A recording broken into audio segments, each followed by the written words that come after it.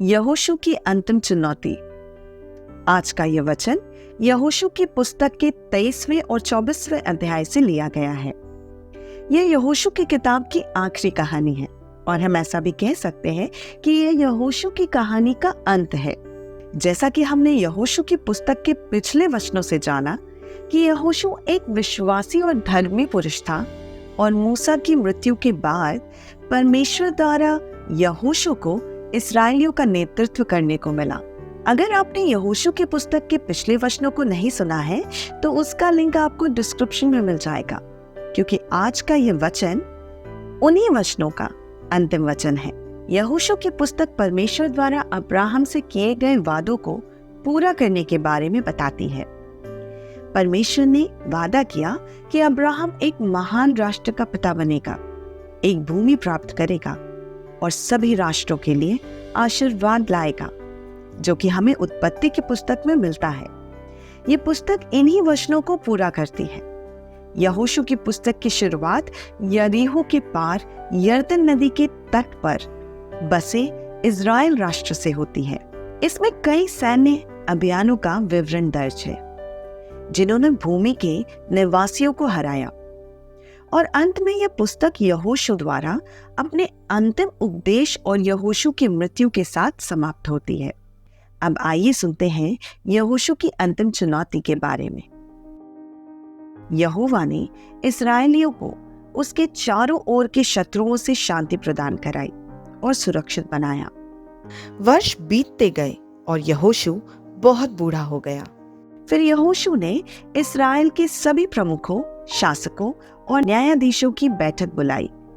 यहोशू ने उनसे कहा, मैं बहुत बूढ़ा हो गया हूँ। तुमने वह सब देखा जो यहोवा ने हमारे शत्रुओं के साथ किया। उसने ये सब हमारी सहायता के लिए किया। हमारे परमेश्वर यहोवा ने हम सब के लिए युद्ध किया। याद रखो, मैंने तुम्हें ये कहा था कि तुम्हारे लोग उस प्रदेश को पा सकते हैं जो यरदन नदी और पश्चिम के बड़े सागर के मध्य है।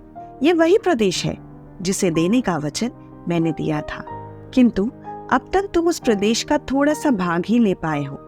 और तुम्हारा परमेश्वर यहोवा अपने वचन के अनुसार यहाँ के निवासियों को उस स्थान को छोड़ने के लिए विवश करेगा, और तब तुम उस प्रदेश में प्रवेश करने पाओगे। और तुम्हें उन सब आदेशों का पालन करना है जो यहोवा ने तुम्हें दिया है, और वह सारे आदेश मूसा की व्यवस्था की किताबों में लिखे हैं। तुम सबको उन व्यवस्थाओं के विपरीत कभी नहीं जाना है जो यहोवा ने तुम सबको दी है। यहाँ जिन व्यवस्थाओं की बात हो रही है वो पवित्र बाइबल में मूसा की लिखी 5 किताबों में मिलेगी। व्यवस्था किताबें भी कहा जाता है, जिनके नाम है उत्पत्ति, निर्गमन, लेवी व्यवस्था, गिनती, व्यवस्था विवरण। और सबसे प्रमुख आज्ञाएं हमें निर्गमन 20 में मिलते हैं, जिन्हें हम 10 आज्ञाओं के नाम से भी जानते हैं। और अगर आपने उन 10 आज्ञाओं के बारे में अभी तक नहीं सुना है तो उस वीडियो का लिंक आपको डिस्क्रिप्शन में मिल जाएगा। आगे यहोशू बताता है, हम लोगों के बीच में कुछ ऐसे लोग भी हैं जो इस्राएली नहीं हैं, और वे लोग अपने देवी देवताओं की पूजा करते हैं। तुम लोगों को उन लोगों से मित्रता नहीं करना है और ना ही उनके देवी देवताओं की सेवा और पूजा करना है। तुम्हें सदैव अपने परमेश्वर यहोवा का अनुसरण करना है। तुम लोगों ने पहले भी अपने परमेश्वर यहोवा का अनुसरण किया है और अब तुम्हें आगे भी उसी का अनुसरण करना है। यहोवा ने अनेक शक्तिशाली राष्ट्रों को हराने में तुम्हारी सहायता की है और उन लोगों को अपना देश छोड़ने को विवश किया। कोई भी राष्ट्र तुमको हराने में सफल न हो सका, और यहोवा की ही सहायता से इस्राएल का एक एक व्यक्ति 1000 व्यक्तियों को हराने की सामर्थ्य रखता है। यहोवा अपने वचन के अनुसार हमेशा तुम्हारी सहायता और तुम्हारे लिए युद्ध करता रहा, और इसलिए अब तुम्हें अपने परमेश्वर यहोवा की भक्ति करते रहना चाहिए। अपनी पूरी आत्मा से उससे प्रेम करो। यहोवा के दिखाए मार्ग से कभी दूर न जाओ। उन अन्य लोगों से मित्रता न करो जो अभी तक तुम्हारे बीच तो हैं, किंतु जो इस्राएल के अंग नहीं हैं। उनमें से किसी के साथ विवाह न करो, किंतु यदि तुम इन लोगों से मित्रता करोगे तब तुम्हारा परमेश्वर यहोवा तुम्हारे शत्रुओं को हराने में तुम्हारी सहायता नहीं कर पाएगा। फिर ये लोग तुम्हारी पीठ के लिए कोड़े और तुम्हारी आंख के लिए कांटा बन जाएंगे, और फिर तुम इस अच्छे देश से विदा हो जाओगे। यह वही प्रदेश है जिसे तुम्हारे परमेश्वर यहोवा ने तुम्हें दिया है। किंतु यदि तुम इस आदेश को नहीं मानोगे तो तुम अच्छे देश को खो दोगे। फिर यहोशू बोला, यह करीब करीब मेरे मरने का समय है। तुम जानते हो और सचमुच विश्वास करते हो कि यहोवा ने तुम्हारे लिए बड़े बड़े काम किए हैं। तुम जानते हो कि वह अपने दिए वचनों में से किसी को पूरा करने में असफल नहीं रहा है। यहोवा ने उन सभी वचनों को पूरा किया जो उसने हमें दिए। वे सभी अच्छे वचन जो तुम्हारे परमेश्वर यहोवा ने हमको दिए हैं पूरी तरह सच हुए हैं। किंतु यहोवा उसी तरह अन्य वचनों को भी सत्य बनाएगा। उसने चेतावनी दी है कि यदि तुम पाप करोगे तब तुम्हारे ऊपर विपत्तियां आएंगी। उसने चेतावनी दी है कि वह तुम्हें उस देश को छोड़ने के लिए विवश करेगा जिसे उसने तुमको दिया है। यह घटित होगा यदि तुम अपने परमेश्वर यहोवा के साथ की गई वाचा का पालन करने से इनकार करोगे। यदि तुम अन्य देवताओं के पास जाओगे और उनकी सेवा करोगे तो तुम इस देश को खो दोगे। यदि तुम ऐसा करोगे तो यहोवा तुम पर बहुत क्रोधित होगा। तब तुम इस अच्छे देश से शीघ्रता से चले जाओगे जिसे उसने तुमको दिया है। तब इस्राएल के सभी परिवार समूह शकेम में इकट्ठे हुए। यहोशू ने उन सभी को वहां एक साथ बुलाया। तब यहोशू ने इस्राएल के प्रमुखों, शासकों और न्यायाधीशों को भी बुलाया। ये सारे व्यक्ति परमेश्वर के सामने खड़े हुए। तब यहोशू ने सभी लोगों से बातें की। उसने कहा, मैं वह कह रहा हूं जो यहोवा इस्राएल का परमेश्वर तुमसे कह रहा है। बहुत समय पहले तुम्हारे पूर्वज परात नदी की दूसरी ओर रहते थे। मैं अब्राहम और नाहोर के पिता तेरह के बारे में बात कर रहा हूं। उन दिनों तुम्हारे पूर्वज अन्य देवताओं की पूजा करते थे, किंतु यहोवा ने तुम्हारे पूर्वज अब्राहम को नदी के दूसरी ओर के प्रदेश से बाहर लाया। यहोवा उन्हें कनान प्रदेश से होकर ले गया और उन्हें अनेक संतानें दी। उसने अब्राहम को इसहाक नाम पुत्र दिया और इसहाक को याकूब और ईसाव नाम के दो पुत्र दिए। उसने सेईर पर्वत के चारों ओर के प्रदेश को ईसाव को दिया, किंतु याकूब और उसकी संतानें वहां नहीं रही। वे मिस्र देश में रहने के लिए चले गए, पर मिस्र देश में इस्राएलियों ने बहुत विपत्तियां सही। तब यहोवा ने मूसा और हारून को मिस्र भेजा। वह उनसे चाहता था कि वह अपने लोगों को मिस्र से बाहर निकाले। फिर मूसा और हारून इस्राएलियों को मिस्र से बाहर लाए, और इस प्रकार तुम्हारे पूर्वज बहुत कष्ट सहने के बाद मिस्र से बाहर निकल पाए। लाल सागर तक मिस्री लोगों ने उनका पीछा घोड़ों और रथों पर किया। फिर लोगों ने यहोवा से सहायता मांगी और यहोवा ने समुद्र को दो भाग करके मिस्रियों को उसमें डुबा दिया। और तुम लोगों ने स्वयं देखा कि यहोवा ने मिस्र की सेना के साथ क्या किया। और अगर आपने मूसा और लाल समुद्र की कहानी नहीं सुनी है तो उसका लिंक आपको डिस्क्रिप्शन में मिल जाएगा।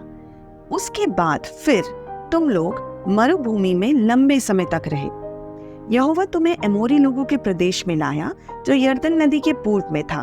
वहां के लोग भी तुम्हारे विरुद्ध लड़े, किंतु यहोवा ने तुम्हें उनको पराजित करने दिया और तुम्हें उन लोगों को नष्ट करने के लिए शक्ति भी दी। तब जाके तुमने उस देश पर अधिकार किया। फिर तुम सब यरीहो प्रदेश में आए। यरीहो नगर में रहने वाले लोग भी तुम्हारे विरुद्ध लड़े।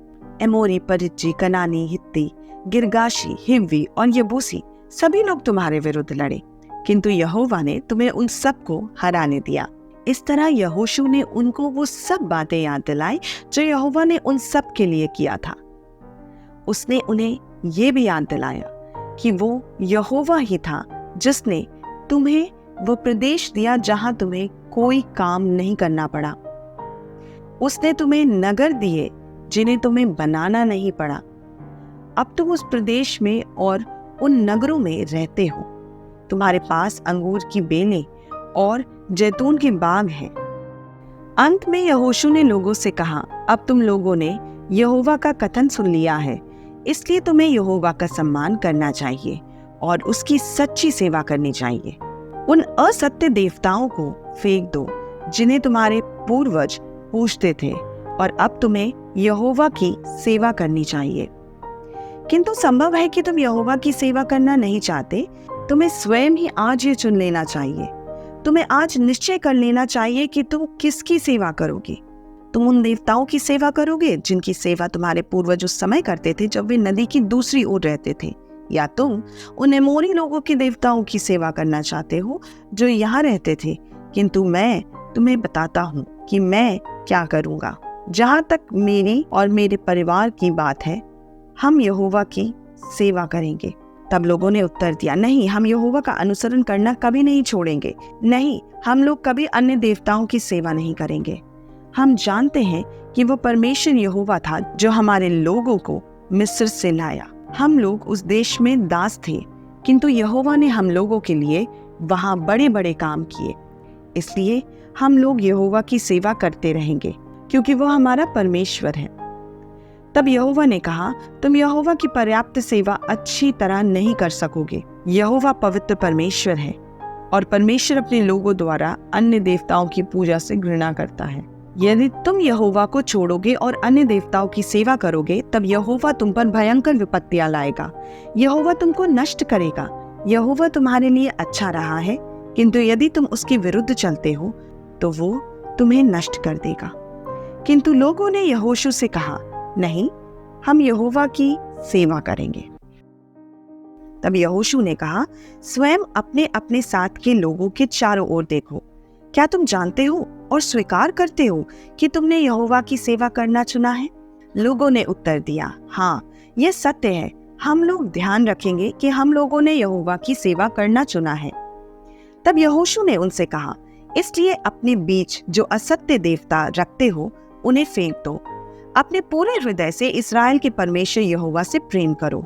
और फिर लोगों ने यहोशू से कहा, हम लोग यहोवा अपने परमेश्वर की सेवा करेंगे, हम लोग उसकी आज्ञा का पालन करेंगे। इसलिए यहोशू ने लोगों के लिए उस दिन एक वाचा की। यहोशू ने इस वाचा को उन लोगों द्वारा पालन करने के लिए एक नियम बना दिया। यह सब शकेम नामक नगर में हुआ। फिर यहोशू ने इन सारी बातों को परमेश्वर की व्यवस्था की किताब में लिखा। फिर यहोशू एक बड़ी शिला लेकर आया। यह शिला इस वाचा का प्रमाण थी। उसने उस शिला को यहोवा के पवित्र तंबू के निकट बांज के पेड़ के नीचे रखा। फिर यहोशू ने सभी लोगों से कहा, यह शिला तुम्हें उसे याद दिलाने में सहायक होगी जो कुछ हम लोगों ने आज कहा है। यह शिला तब यहाँ थी जब परमेश्वर हम लोगों से बात कर रहा था। इसलिए यह शिला कुछ ऐसी रहेगी जो तुम्हें यह याद दिलाने में सहायता करेगी कि आज के दिन क्या हुआ था। यह शिला तुम्हारे प्रति एक साक्षी बनी रहेगी, या तुम्हें तुम्हारे परमेश्वर यहोवा के विपरीत जाने से रोकेगी। तब यहोशू ने लोगों से अपने घरों को लौट जाने को कहा, तो हर एक व्यक्ति अपने प्रदेश को लौट गया। उसके बाद नून का पुत्र यहोशू मर गया, और जब उसकी मृत्यु हुई तब वह 110 वर्ष का था। यहोशू अपनी भूमि तिम्नत सेरा में दफनाया गया। वह गाश पर्वत के उत्तर में एप्रेम के पहाड़ी में था। इस्राएल के लोगों ने यहोशू के जीवन काल में यहोवा की सेवा की, और यहोशू के मरने के बाद भी लोग यहोवा की सेवा करते रहे। इस्राएल के लोग तब तक यहोवा की सेवा करते रहे जब तक उनके नेता जीवित रहे। ये वे नेता थे जिन्होंने वह सब कुछ देखा था जो यहोवा ने इस्राएल के लिए किया था। अब आइए देखें ये वचन हमें क्या बताता है। जैसा कि वचन के शुरुआत ही में मैंने आपको बताया था कि ये यहोशू की कहानी का अंत है, और हम सब जानते हैं कि यहोशू एक विश्वासी और धर्मी पुरुष था, और परमेश्वर भी उससे बहुत प्रेम करता था, जिसका प्रमाण हमें गिनती के 27वें अध्याय के 18वें पद में मिलता है, जहाँ इस प्रकार लिखा है, यहोवा ने मूसा से कहा, तो नून के पुत्र यहोशू को लेकर उस पर हाथ रख, वह तो ऐसा पुरुष है जिसमें मेरा आत्मा बसा है। तो परमेश्वर का आत्मा यहोशू में था। इसका यह मतलब है कि वो परमेश्वर का भय मानता था और उसके दिखाए मार्गों पर चलता था। और जब मूसा की मृत्यु हो गई तब परमेश्वर द्वारा यहोशू को इस्राएलियों का नेतृत्व करने का मौका मिला। यहोशू का जन्म मिस्र देश में संभवतः गोशेन नामक क्षेत्र में हुआ था। वह अपने साथी इब्रानी भाइयों की तरह एक गुलाम के रूप में पैदा हुआ था। वह नून का पुत्र था और उसके विवाह या उसकी पत्नी या बच्चों का कोई उल्लेख बाइबल में दर्ज नहीं है। यहोशू को अपने नेतृत्व के लिए तैयार करने में परमेश्वर को 60 वर्ष लगे। यहोशू ने 20 साल मिस्र में, 40 साल जंगल में और 50 साल वादा किए गए देश में बिताए। परमेश्वर ने यहोशू के जीवन के पहले 60 वर्षों का उपयोग मिस्रवासियों के दास और मूसा के सहायक के रूप में उसे परमेश्वर के लोगों को वादा किए गए देश में ले जाने के लिए तैयार करने के लिए किया। वैसे आज का वचन परमेश्वर की दी गई 10 आज्ञाओं में से उसकी दूसरी आज्ञा के बारे में बताता है। ये पूरा वचन उसी एक आज्ञा पर आधारित है जिसमें हमने देखा कि परमेश्वर यहोशू के माध्यम से अपने लोगों को उसी आज्ञा का अनुसरण करने के लिए समझाता है। निर्गमन का 20वां अध्याय का 3 से 6 पद हमें उस आज्ञा के बारे में बताता है जहाँ इस प्रकार लिखा है, तो मुझे छोड़ दूसरों को ईश्वर करके न मानना, तो अपने लिए कोई मूर्ति खोद कर न बनाना, न किसी की प्रतिमा बनाना जो आकाश में व पृथ्वी पर व पृथ्वी के जल में है, तो उनको दंडवत न करना और न उनकी उपासना करना, क्योंकि मैं तेरा परमेश्वर यहोवा जलन रखने वाला ईश्वर हूँ, और जो मुझसे बैर रखते हैं उनके बेटों, पोतों और परपोतों को भी पितरों का दंड दिया करता हूँ, और जो मुझसे प्रेम रखते और मेरी आज्ञाओं को मानते हैं उन हजारों पर करुणा किया करता हूँ। देखिए, परमेश्वर का वचन हमें आसान शब्दों में कहता है, तू मुझे छोड़ दूसरों को ईश्वर करके न मानना। यानी हमारा सिर्फ एक ही परमेश्वर है, वो है यहोवा, और हमें उसे छोड़ किसी और को ईश्वर करके नहीं मानना है। न ही कोई मूर्ति खोदकर बनाना है, जैसे मिट्टी से या किसी और वस्तु से, न ही किसी की प्रतिमा बनाना है। यहाँ जीवों की बात हो रही है। अब चाहे वो आकाश, पृथ्वी या जल में रहने वाले जीव क्यों ना हो, हमें किसी की भी प्रतिमा नहीं बनानी है, और न ही उसके सामने अपने सर झुकाने हैं, और न ही उनकी उपासना करना है। और अगर हम ऐसा करते हैं तो उसका क्या परिणाम होगा, ये भी वचन में लिखा है। परमेश्वर कहता है कि वो जलन रखने वाला परमेश्वर है, और अगर हम ऐसा करते हैं तो उसकी कोई माफी नहीं होगी, क्योंकि अगर आप ऐसा करेंगे तो परमेश्वर की नजरों में आप उससे बैर रखेंगे, और उसकी सजा सिर्फ आपको नहीं बल्कि आपकी आने वाली पीढ़ियों को भी मिलेगी। यानी आपके बेटों को, पोतों को और परपोतों को भी दंड दिया जाएगा। और वचन ये भी बताता है कि उसकी आज्ञाओं को वही मानेंगे जो उससे प्रेम रखते हैं, और वो सब आशीषित होंगे जो उससे प्रेम रखते और उसके दिखाए मार्गों पर चलते हैं। आज का वचन हमें ये भी बताता है कि हमें अन्य जातियों से विवाह नहीं करना है, हमें उन्हीं से विवाह करना है जो हमारे जीवते परमेश्वर यहोवा पे विश्वास रखते हैं और उसके दिखाए मार्गों पर चलते हैं। यहोशू की पुस्तक के 23वें अध्याय के 12वें से 13वें पद में लिखा है, लेकिन अगर तुम परमेश्वर को छोड़ दोगे और उन राष्ट्र के लोगों से मिल जाओगे जो तुम्हारे बीच रह गए हैं, उनसे शादी करके रिश्तेदारी करोगे और मेल जोल रखोगे, तो जान लो तुम्हारा परमेश्वर यहोवा इन राष्ट्रों को तुम्हारे लिए फिर नहीं खदेड़ेगा। वे तुम्हारे लिए फंदा और जाल बन जाएंगे। वे तब तक तुम्हारी पीठ पर कोड़ों की तरह बरसेंगे और तुम्हारी आंखों में कांटों की तरह चुभेंगे, जब तक कि तुम इस अच्छे देश से मिट नहीं जाते जिसे तुम्हारे परमेश्वर यहोवा ने तुम्हें दिया है। तो जैसा कि वचन बताता है, यहोवा ने अपने वचन के अनुसार पहले भी ऐसा किया है कि उसने जितने मूर्ति पूजक थे उन सबको पृथ्वी से नष्ट कर दिया। यहाँ जिन राष्ट्रों की बात हो रही है, ये वही राष्ट्र हैं जो मूर्ति पूजक थे और जिनसे परमेश्वर ने इस्राएलियों को बचाया था, और उन्हें मार के इस्राएली आगे बढ़ गए कनान देश की ओर। और आगे वचन यह भी बताता है कि अगर हम प्रभु में विश्वास न करने वालों से या मूर्ति को पूजने वालों से विवाह करके रिश्ता बनाते हैं, तो फिर परमेश्वर हमारी कोई सहायता नहीं करेगा, और यही लोग हमारे लिए फंदा और जाल बनाएंगे, हमें मारेंगे और पीटेंगे। और ये सब तब तक होगा जब तक हम इस पृथ्वी से मिट नहीं जाते। और जब परमेश्वर ने हमें ये पृथ्वी दी तो उसने हमसे कहा, जाओ, फूलो और फलो और इस पृथ्वी पर फैल जाओ। पर यदि हम परमेश्वर की आज्ञाओं के विपरीत चलेंगे तो हम सब नष्ट हो जाएंगे और हमें अनंत जीवन प्राप्त नहीं होगा। उम्मीद करती हूँ कि आज का यह वचन आपको अच्छा लगा होगा। इसे अपने दोस्तों और रिश्तेदारों में शेयर करें ताकि परमेश्वर का वचन हर एक विश्वासी मनुष्य तक पहुँचे और वो उससे लाभ पाए। हमारे प्रभु यीशु की दया और कृपा आप सब पर बनी रहे। जय मसीह की।